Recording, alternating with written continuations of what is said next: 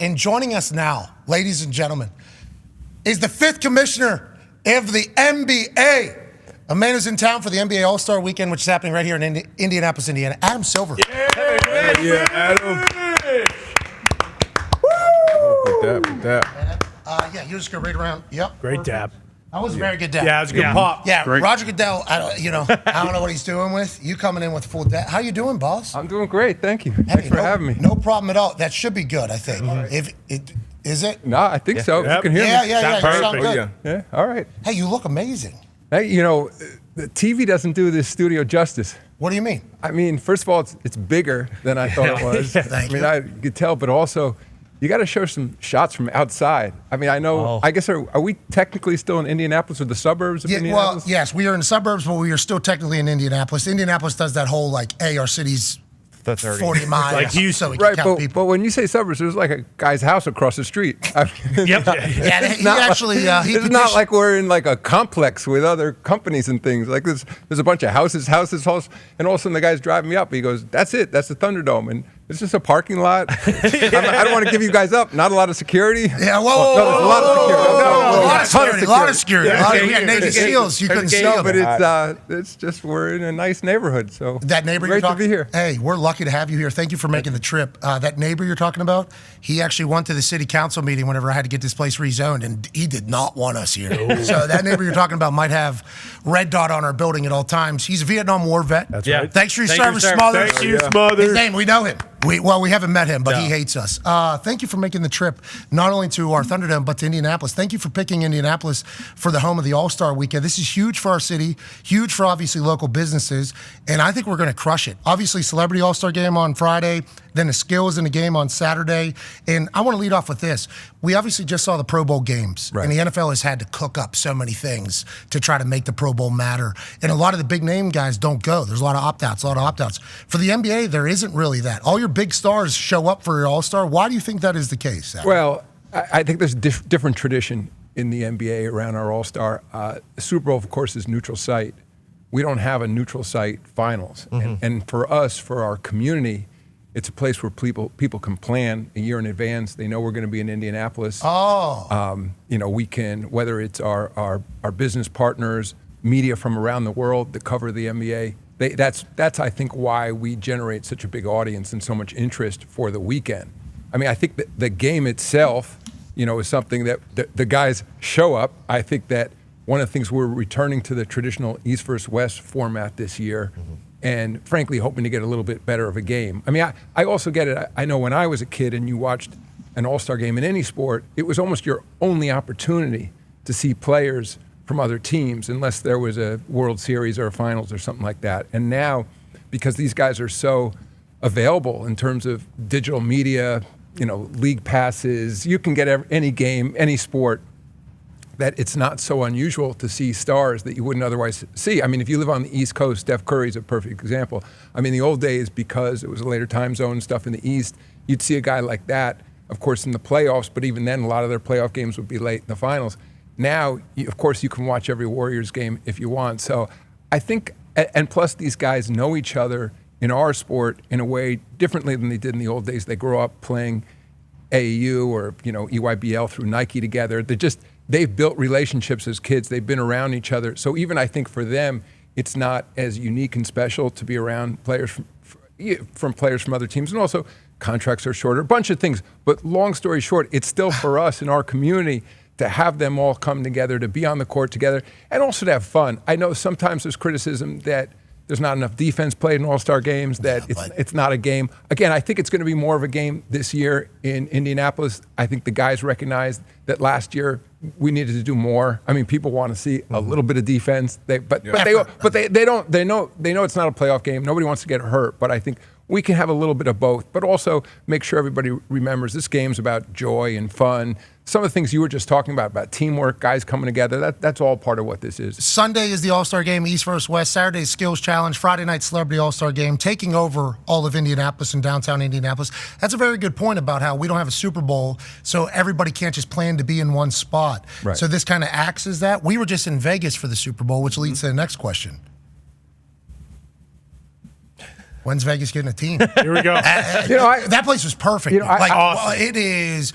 As people that spent, now that's the first time I've spent 4 days there, and I only had 4 drinks. Thank you, Adam. I'm an adult, very mature, but it was like business. But you see how everything's set up like perfectly to host, and it feels like they have a real need and a yearn for more professional sports. They show up for everybody. That's a question, I guess, that you have to handle on a very regular basis. But when is Vegas getting a team, and is that in direct eyesight of right now? Yeah, so a few things. One, we have a WNBA team. The Aces back-to-back champs.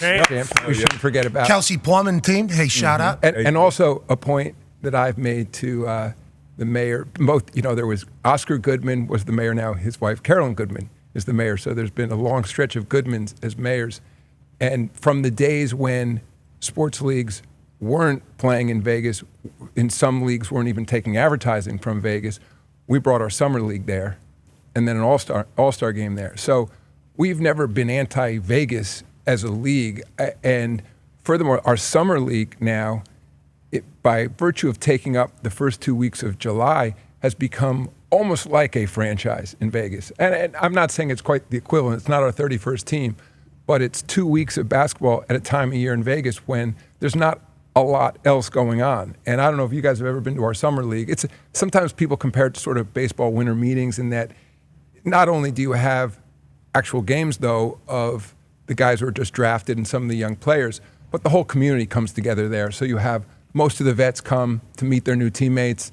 There's team activities, all the general managers there, et cetera. So I feel like we already have a big presence in Vegas. I think in terms of expansion to Vegas, what we've said for a while now is we have one more year left on our television deals in the U.S. after this year.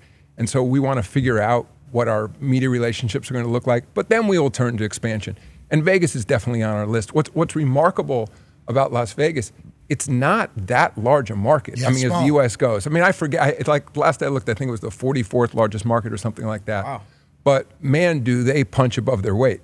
And to your guys' point about the Super Bowl, record rating, obviously, and that says so much about the game and the NFL. But it seemed like everyone I knew was there for the Super Bowl, just the number of parties. You guys, of course, chose to broadcast from there for the week. It was the center of the sporting world. And by that, I really mean world. And even though the NFL is just now pushing to become more global, I can tell you by virtue of how global we are, there was enormous awareness of Las Vegas and awareness that our Super Bowl was there. And from everything I saw, in addition to having an incredible game, it was a huge success. When we were there years ago for our All-Star game, honestly, and I think everybody knew it at the time, the city felt a little bit overwhelmed. But I think now, all these years later, with multiple pro sports teams, they built the airport up, a lot more properties and everything else. They know how to host events in a first-class way. Yeah, and people love going there. Love it. Like those Raiders games, if the Raiders were to be terrible, which I don't think they will be, I like Antonio Pierce, that would still fill up with the other it's a trip, it's a destination. Back to the neutral site notion, I think what the NFL does so well, by virtue of making every game an event, so, if you're a Giants fan, and that's the weekend or whatever, that's the date that your team is playing in Vegas, you can, once the schedule comes out, you can circle that date, and you and your buddies can say, all right, that's our weekend in Vegas. And you remember even when dates when the Super Bowl, of course, hasn't been in Vegas, it was always a big date in Vegas for the Super Bowl weekend, because a lot of people would say, that's where we're going to go, and we're going to be in a sports book or whatever else, because it wasn't that long ago where that was the only place you could legally bet, of course, on the NFL. Okay, so we got 1 year left on the TV deals. I should have known that, obviously, before you said that. But live sports up and to the right? Like right now, league, I assume you guys are in a very good spot because of the way the content business is. Are you thinking about streaming or linear? How do you kind of balance what the future of the NBA looks like? Because I had to have this much smaller level. We were a show on YouTube, and everybody says the future is streaming.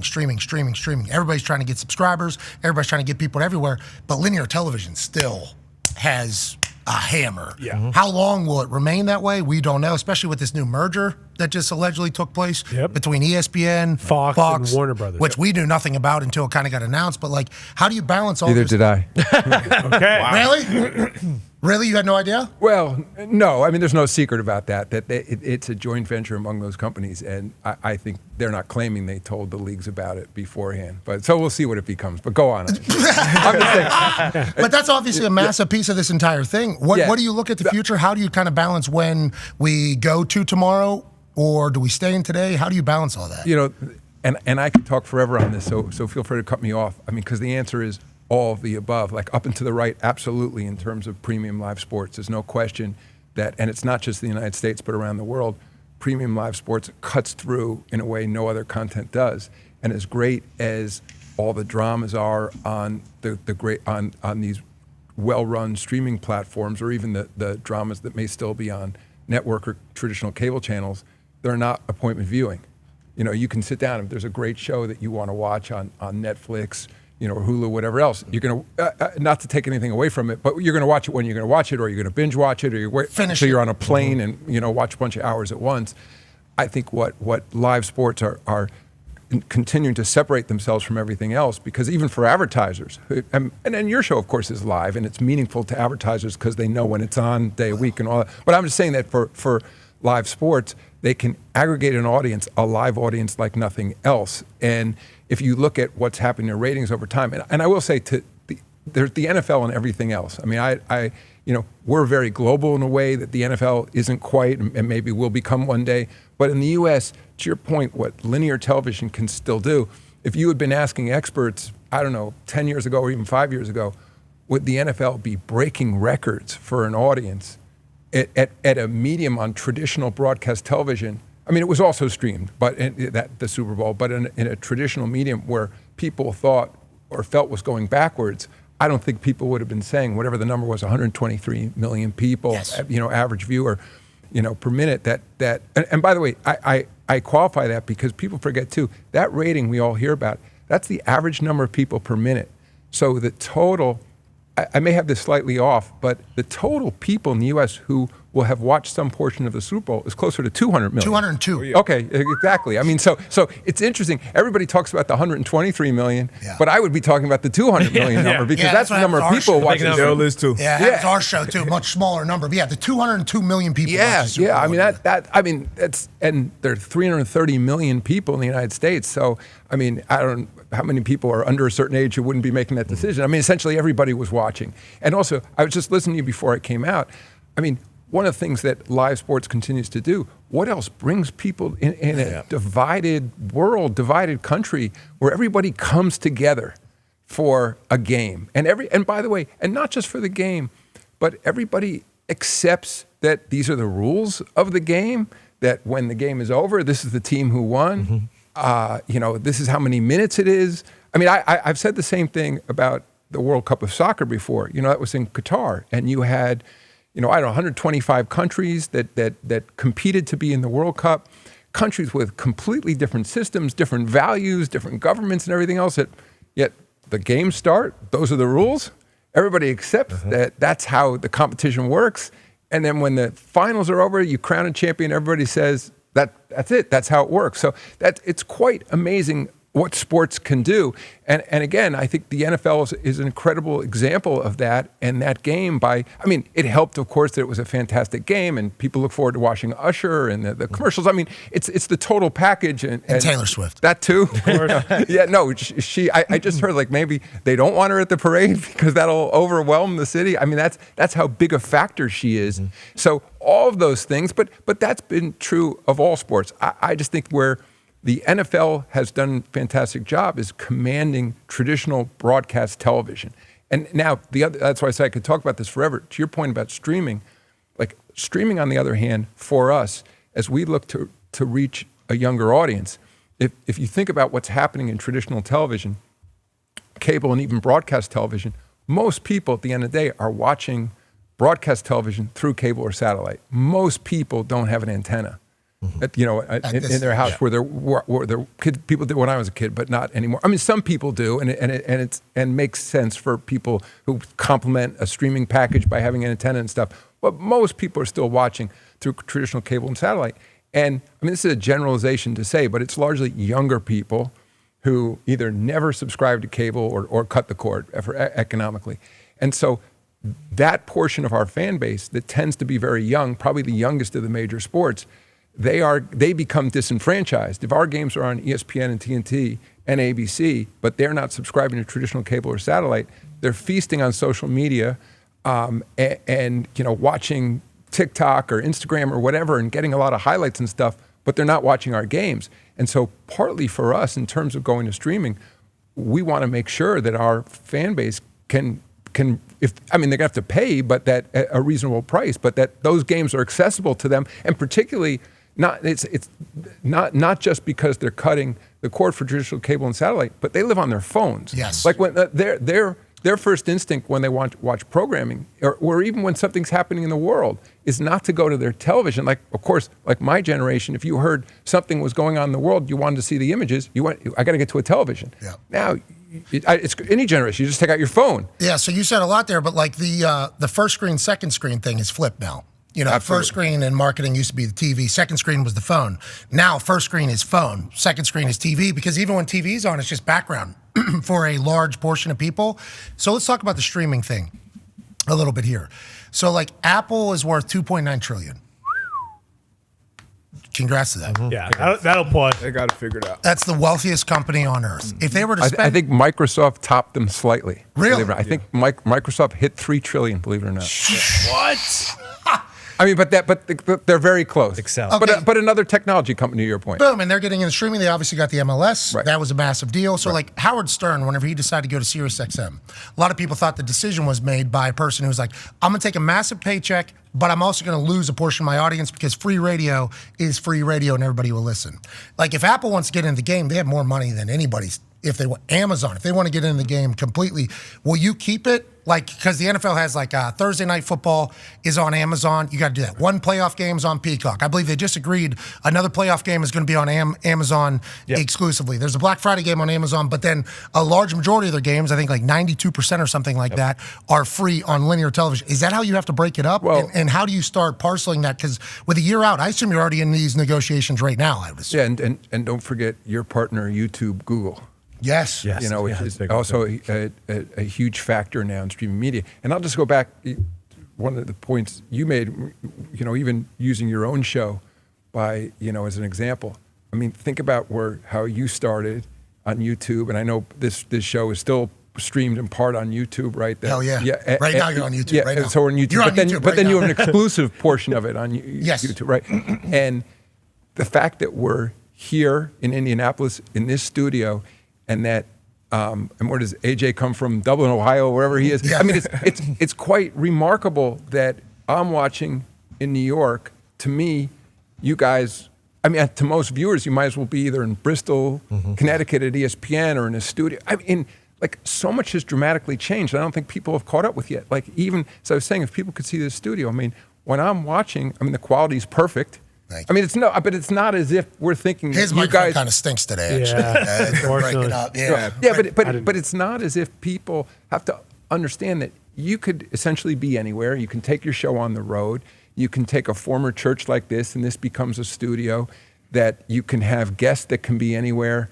I mean, the nature of the whole business has changed, I think, more than people even understand at this point. And we have people that watch in New Zealand and Australia live during the show. And for the NBA, people in 215 countries and territories watch our programming. And what's happening now in this global market is, and I think it's good news for content creators like you guys or for the NBA, that at the end of the day, regardless of the platform, broadcast cable, streaming, satellite, that old adage, content is king. People will find great content. Like when they had that NFL game on Peacock, the playoff game, and there was a lot of conjecture. Well, yeah, it's so difficult. Are my parents going to figure out what they have to do to stream the game? All the things talk. 23 million ratings people. are up. Ratings are up. 23 because people find great content. And there was a time, roughly 20 years ago, when the NBA, led by David Stern, when we, frankly, for economic reasons, went more heavily to cable, from where we had more of our games back then on NBC. Then we moved to ABC, but they wanted a big portion of the package to be on ESPN, and we remained on TNT. A lot of people are saying that was going to be the demise of the NBA because you've left broadcast television and this cable thing, and now it's interesting that 20 years later, now here's the next generation of technology, and people are saying, oh my God, it's streaming. Yeah. Now, I would say that I think what streaming can do, what people forget sometimes, like the Peacock game, in a way, you could take a game that, let's say, would have been on NBC and they put it exclusively on Peacock instead, and it's essentially the same game. I mean, that there's some slight variations, but you're watching the game, you just got to find it on Peacock. I think it's early days, but Amazon's been experimenting a lot there, YouTube TV, et cetera, in terms of what the functionality, what the personalization, customization you're going to be able to do when you move off this traditional television. And, you guys were talking about sports betting before. I mean, the great news about sports betting when you get to those formats, to the extent you're either, it's because there's minors or you personally want nothing to do with sports betting, you don't want to hear odds, you don't want to talk about it, click, it's done. Yep. Or if you want, like, show me everything, I want to know the odds on every play, you got that. I only care about, watching, I want to follow Steph Curry wherever he is on the court. I want to hear it unlimited languages. I want to be in the locker room. I want to buy product while the game is going on. I want to be having a conversation like you guys are. I want to replicate this. I want to sit and talk to my friends and just talk about it. I'm going to tune in and out of the professional announcers. I want to call a game. I want to treat it like I went to a game with my friends, like we're in a suite and we're just talking about it. I mean, it's such early days there to me of how much richer the experience can be when it comes to streaming. And as I said, that's going to change dramatically as well. And then there's also the availability that, now, sure, I think people, to the extent they have a beautiful, large, high-definition screen and they're at home, presumably that's where they're going to prefer to watch it. But not always. I live in an apartment in New York, but in many cases, it's easier for me, if I'm going through the NBA League Pass, there's a lot of games on, it's easier from a technical standpoint for me to flip through on my iPad to go from game to game than to do it on my television. Well, let's not even start talking about the Apple Vision. Yep. I mean, the Apple Vision had like 5 games on at one time where they were swapping it out. So good luck negotiating all that. Honestly, good luck negotiating all that. We're excited to see what you do. Let's talk about the on-floor stuff. So the 65-game minimum. Agreed by you and the Players Association. I think it was an attempt, obviously, for whenever fans show up to games and there's obviously load management happening and all the stars aren't playing on particular evenings. Like, there was a couple times where somebody was coming to Indiana to play and literally the place sold out for whoever, and then they get there and that person's not, they're just sitting there. That's not good for the player, because that player's getting booed by those fans that are there. Not good for the league, because obviously you're maybe selling something that isn't the case. So you come to the 65-game agreement where you have to play this amount of time to get awards. Now, in your league, if you get awards, that bumps up paydays and future contracts, so they very much matter. Now, with Joel Embiid, Tyrese Halliburton, and a little bit of backlash of the situation, how do you feel about the 65-game minimum thing? Will that evolve? Will that change? And do you think this has been good overall for the NBA fan experience, which I think is the only thing that really matters at the end of the day in the conversation? Well, great point. I think generally it's been very positive, and you can look at the numbers in terms, just take the pool of all-star players, and if you looked at the number of games to date that they had played last season, essentially to the all-star break, and compared it to this season, it's up significantly in terms of, because they care about eligibility for awards. I think because what that means for their legacy, and there's financial implications too for being all NBA or winning other awards as well. So I think from that standpoint, it's been effective. I think we always knew once you were going to establish a cutoff, and remember the 65, I mean, it's not an exact science, but it was intent when we sat down with the Players Association to incorporate both injuries and resting, because certainly there wasn't the sense that you could rest 17 games and that you should still be eligible. It was like, all right, there's, on average, guys are going to be injured a certain number of games. So we tried to come up with a line that we thought was fair. Andre Iguodala is head of the former players, now head of our Players Association. He and I had a conversation about this the other day, and he wasn't there when this provision was negotiated. And Tyrese is a great example where somebody, there's no question about rest. I mean, he wants to be out there every night. And these kind of injuries, this, again, when you're injured, you're out for successive games. Nobody's questioning his character. Nobody's suggesting by any means he's not out there every night. He can be. And I think the question from Andre was, is this something that we should take a fresh look at? And my response was, first of all, let's wait till the end of the season. Because one, Tyrese, he's still I forget if it's exactly 3 or 4, but he can still miss a few more games and still be eligible for those awards. So he's not below. And like an extra $40 million or something. Like Oh that. yeah. So he's not below the 6.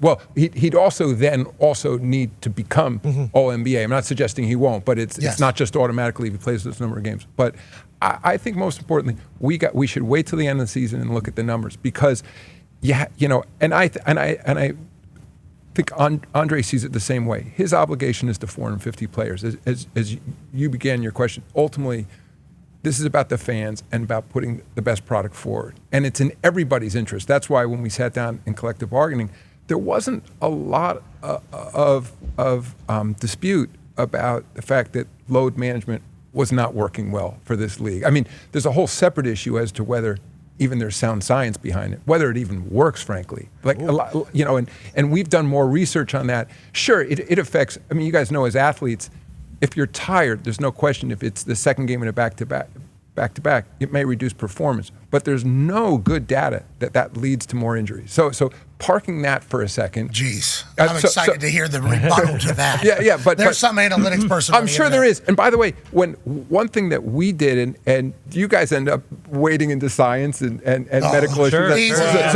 Not now. Whoa. I'm going to say, like, when we did that research with a group of doctors, I said, let's publish it. Like this shouldn't be we the league decided. Like put it out, put all our data out there, and like have at it.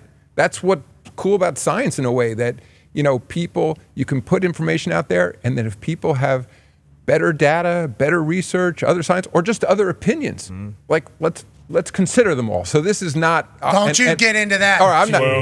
But I'm moving on from that. So anyway, the shorter answer to your question, I think it's generally working. It's having the desired effect that guys are out on the floor, and I think there's a realization. Just back to your question about media, all these things connect to each other. The one thing that's really changed, it's more pay for play these days. I mean, the biggest issue for streaming services, and you hear this all the time, is churn, and that is people who are saying, I watched my show that I bought this service for. It's over. Click. And remember, like churning out of cable was, all right. The truck has to roll, and they're like, all right, can you be home between 9 and 5? On March 12th, and you're like, it's like the windows. The window, and to get it back. And so, and often if you wanted to switch providers, they literally had to, whether they had to put a dish on your roof or or install other wiring in your house. Literally, like to switch in and out of these services is a click. And so part of what we have to focus on as leagues and all entertainment programming is people staying with you. And just back to your early question about us going to market, the WNBA has grown leaps and bounds in popularity. Look what Caitlin Clark is doing coming into the league. Coming to the Fever next year. That would be incredible. It would be. Please. That the NBA is 260 nights of programming a year. The WNBA is 60. So as we go together to potential media partners, that's 320 nights of programming. So, I mean, nothing is churn proof, but to the extent that you can have great content throughout the year, that's going to strongly encourage somebody to stay with that service. Yeah, and you need your stars to play. Need your stars to play. Just talking as a human that would potentially pay a ticket to go watch. If I went, and I think every OG of the NBA was on the same page as well. Like, this load management is crap. Like, they're talking about what Michael Jordan and like Kobe and the greats, how they had to play, and like their obligation to the league almost is what you heard a lot of the ex-stars talk about. And I can appreciate them saying that. And anytime Charles Barkley speaks, I'm going to be listening, of course. But like, just as a fan that might pay money in Indiana to go watch somebody who's coming to town, and then you go down there, let's say I paid $50 for a ticket. Food is what? Another $30 probably for I'm spending $100, okay, to go watch this, and then I get there and I'm told 20 minutes before they're not going to play. Like, that's not good. That's not good for the NBA. That's not good for anybody. So I think you're on the right path, I think, personally. And Pistons great Joe Dumars is the head of basketball operations at the league now, and he recently joined the league, and he has so much credibility as a player than as a GM where he won a championship. And I love when I hear Joe say, because to me, frankly, he has more credibility than me saying it as a former player, when he says, we are an 82-game league. Yeah. We're an 82-game league. And of course, that doesn't mean we're trying to turn the clock back, because in the old days in every sport, guys probably played at times when they were legitimately injured. And they ended up hurting themselves physically, or, where, long past their playing careers. I think, there's a distinction between injured, call it, and hurt or banged up. And I think as professionals, and again, everybody has to find where that line is.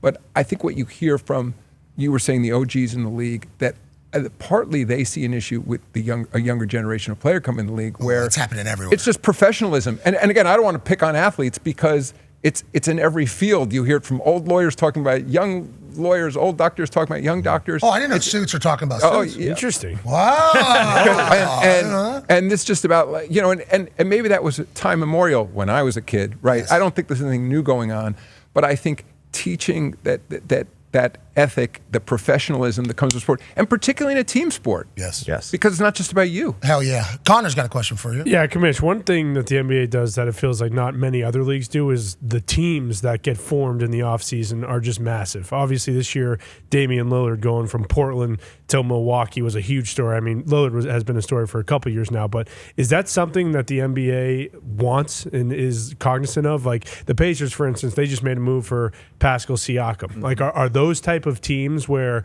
there are multiple stars on each team something that the NBA likes, or is this kind of contract 65 game rule, is that something that also kind of factors into the, hey, if guys do stay with their teams longer, then they do have that potential to have the escalators in the contracts like we talked about? And to piggyback on that, LeBron was almost at the Golden State Warriors Bingo, just a couple days ago. I read that. I have no other knowledge other than I read that there was those discussions. So who knows? But, it said they don't run that by like LeBron going to the Golden State Warriors. That feels like something. It only comes to the league office if they actually have a proposed trade. Then we have to approve it. But as I just read the reports, that if owners are talking to each other about possible moves or GMs, absolutely not. And in fact, if they're laughing to hear me say this, they don't trust the league office. If they're thinking about something like that, we're the last people they're going to tell until they have to. Would you approve that trade?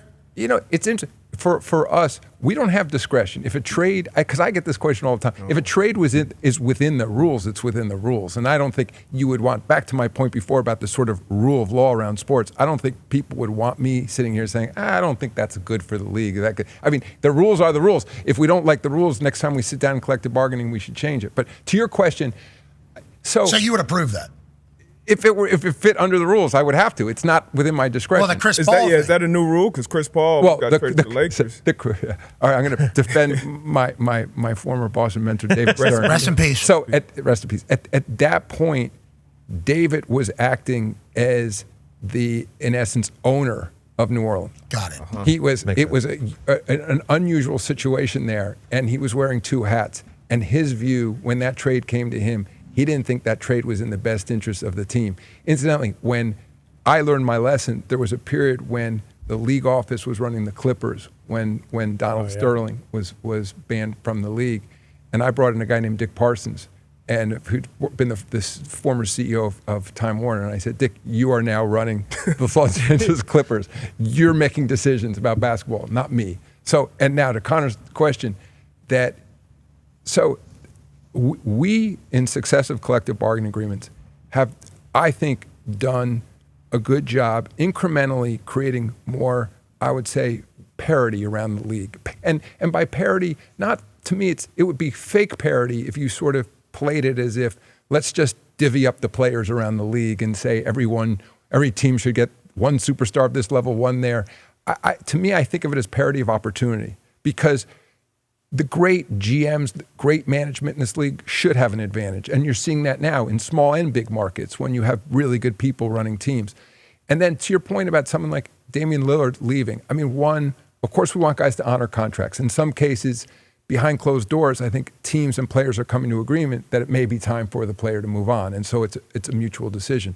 But I also think one of the things we've worked towards, again, over the years through collective bargaining, is shortening contracts and trying to find the right balance. Because remember, in our system, we pay out in the aggregate, call it 50% of the revenue of the league, not a penny less, penny more. And then it's just the question of how that money gets distributed among 450 guys. So when we come up with a system where, for example, a team can pay its own player more, that of course creates an incentive for the player to stay in that market, but the player could choose to still move on. When we shorten contracts, on one hand, if I were representing the players, I'd say, well, you want guaranteed money. You don't want a position where guy blows out his knee or whatever. There's just all kinds of risk where a guy's out of luck or just his skill declines. Let a guy take advantage of the leverage when he has it. But remember, Magic Johnson had a 25-year contract. Damn. And people went crazy at the time, and Jerry Buss was a genius and probably made incredible good business sense for Magic Johnson.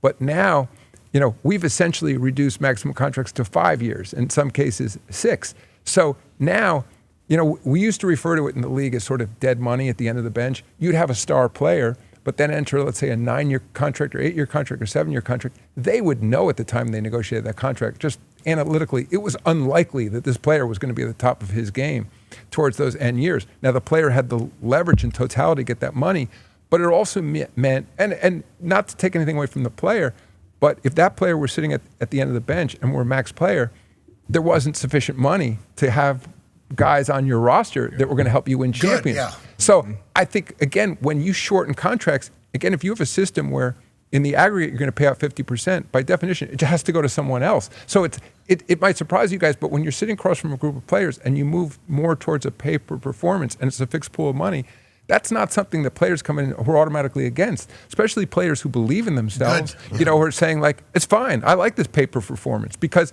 the other hand, if you have a shorter contract and you feel you're underpaid or you haven't had a chance to you become a free agent, also it's like, I'm going to show them, and then my next contract, I'm going to make even more. Yeah, I think everything that you guys do business-wise with the players is idolized by every other league. Yep. So you need to know that as a guy that's running one of the Power Fours. And All-Star Weekend is a celebration. I'm excited to see how Indianapolis treats you, how you appreciate the hell out of the city. I think you're going to love it. Obviously, you've been here before. And I can't wait to see you guys put on a show this weekend. We appreciate the hell out of you. Yeah, well, thank you also for participating in the celebrity. I not as a player as I understand it, but I'm in bulking season. Okay, I got it. But now's not time to jump. You're going to be out there, so thank you for being there. Yeah, thank you for the invite. Friday night, and no, Indianapolis has been fantastic. I just quickly about Herb Simon, who is the principal governor, owner of the team. He's Simon Malls, brilliant. Simon Malls. Nice mall. He and his brother Mel created Simon Property, Simon Malls. They own bought the team together. Mel died some number of years ago, but Herb is. He's very sensitive. I'm not going to say the oldest owner in the league, but he's the longest standing. He truly is the longest standing owner in the NBA. He's an incredible person. This guy, Rick Fuson, who runs the team, he was here in 1985 when the last NBA All-Star game was in Indianapolis. And also just a shout out to your city. I mean, to me, just as someone who travels all over the country and all over the world for that matter, this is the city that works. Yes. And the state too, with, the party doesn't even matter. A governor of one party, a mayor of a different party, they work so well together. Just the way the community comes together for big events. I mean, no one quite does it like Indianapolis. I mean, Las Vegas is just at a different scale because of who they are. But I'd say if someone's coming into a market just to make it turnkey for us to do business, it's been fantastic here. So thank you to the community. Hey, we thank you for joining us. And thank you. You're awesome. Yeah. We'll be back in about 3 minutes. Take care.